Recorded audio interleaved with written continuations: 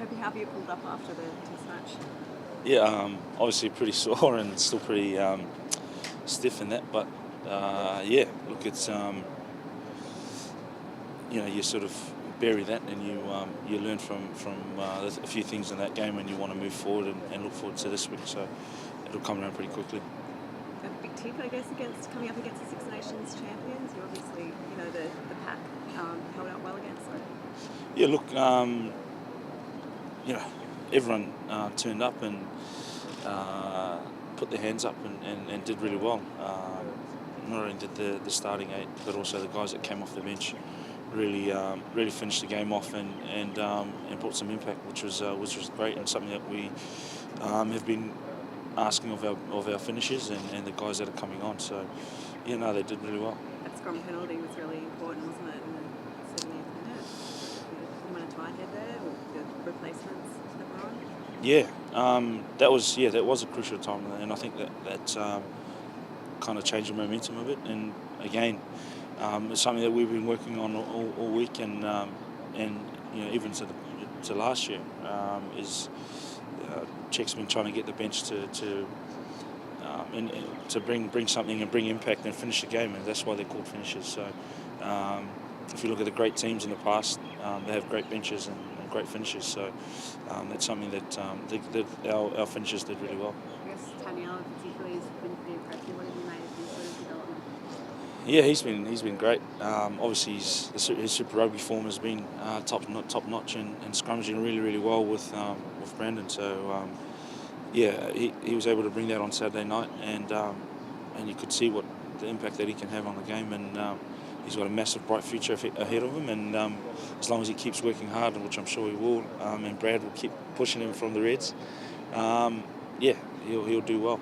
Does the arrival of a young bull like him sort of keep you guys on your toes? Yeah, I've said it before. There's a lot of young guys coming through, and I hate using the term young props, but it makes me feel old. But yeah, you've got a lot of good props now in Australian rugby. You've got Taniela, you've got Alan, you've got Jermaine Ainsley, and guys like that. So the competition is massive, and it's an awesome thing to be able to push each other and still be great mates is something special. The arrival of Simon as your forwards coach, from an outside, it's hard for us to sort of see differences in that. But what can you sort of tell us about what he's brought to the forwards? Yeah, look, he's we're still getting to know him, and he's been awesome. He's a big man, and we know that he loved playing the game physical like Czech did, and he demands a lot of us type 5 especially. He's obviously a lock, and the great term that he loved using, the first meeting we had was for his locks, to push like props and run like back rowers. So he set the bar pretty high there, and look, the 2 second rows did that quite well on Saturday night. So he is he's relaxed off the field, but when it's work time, he's pretty passionate about it. Do you feel like the Irish team would have been a little stung by something like that late penalty and that, and they'll be sort of better for their outing, and when you guys meet again on Saturday? Yeah, look, I mean, the referees and that make their calls, and we've all been on both sides of these, of those calls, whether it's against you or for you, and regardless of whether the ref made the right call or not. You learn from those mistakes, and you learn from the little things that you didn't do right in the game, and we've got a lot of things that we need to work on as well. Being the first outing for the year, and having to put a lot of things together within 6 days or whatever it was. And look, they're not Six Nations champions for nothing. They'll bounce back, and the test will be even harder this week. As we all know, it's they're sort of, they want to do well in this test, and we can't rest on our laurels either. So we've got to push hard to get the result this week. What do you think it is that you guys have to improve? Just I feel like our execution in some of our set plays and attack. We scrambled really well and defended really well. So if we can get a bit more possession from structured play, I feel, then we could showcase a few of the things that we wanted to do. But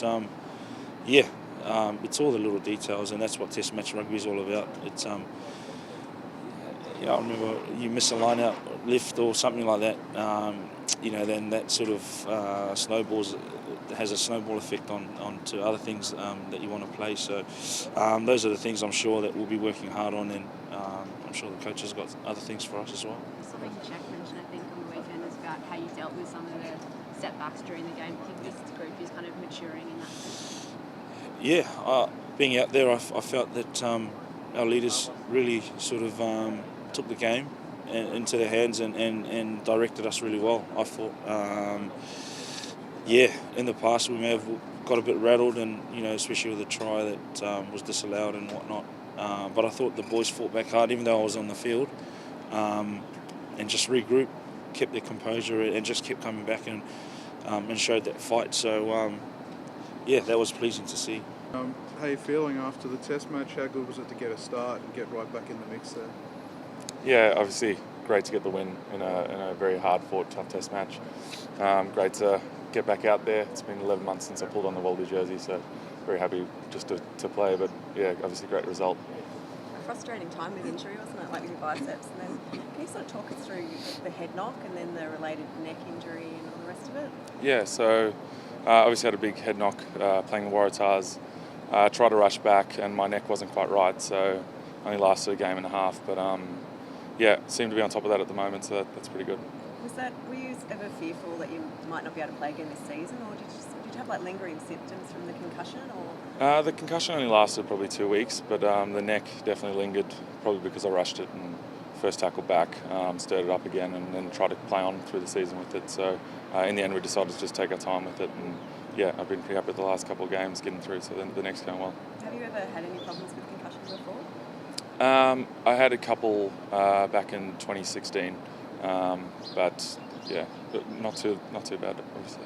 Is it nice to be on the same jersey as Israel this time, so you don't have to have him knocking you down again? Yeah, definitely. Try to steer clear of his hip, but obviously it's always great being able to run out with Israel and so many other quality players.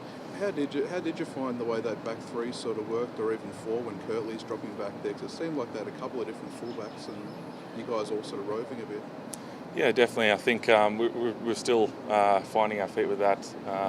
Obviously, only had 6 days to prepare, but the best thing we did was try and keep it simple. And obviously, great to play alongside those boys. Now that you have had that week in the bag, how do you think you can improve this week? I think there's so many areas that we can improve.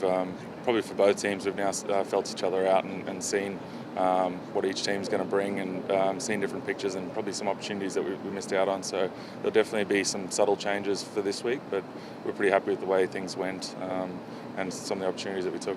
The aerial plan worked well for you guys. Is it something that you can use again straight away, in that obviously Ireland will sort of know what to expect a little more and probably be a bit better prepared?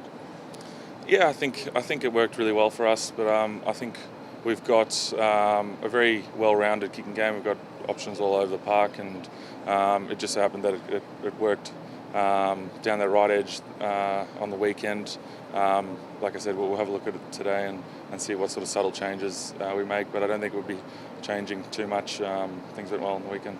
You haven't played a lot this year, so I mean, there was a few sceptics, maybe didn't know what sort of form you were going to bring into the Test match, so I guess you were happy to prove them wrong. Yeah, definitely. I think it was a little bit quiet down that left edge, so hopefully if I get to play this weekend again, get a little bit more ball, but I was pretty happy. I think getting back and being able to play those two Super Rugby games gave me some confidence leading into this Test series. Pulling off that tackle on CJ Standard. You know what I mean. Obviously, that was a key moment in the game. So, sort of, how did you sort of see that from your point of view?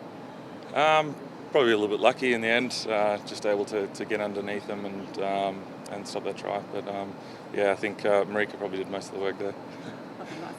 What about Adam Coleman actually talking about another one of your Rebels teammates? Sekope was just talking about how you could see the growth in him. You've been a teammate of his for a while. Do you see that has transferred to the international stage with his leadership coming from the Rebels? Yeah, I think probably that's been the biggest area of growth. Him taking over as captain of the Rebels this year, I've seen it. He's just learned so much and grown so much in that role. He's obviously always been a world-class rugby player, but his leadership has come a long way at the Rebels, and now it's starting to transfer. It's only been one game with the Wallabies, but starting to see it at training and out in the field.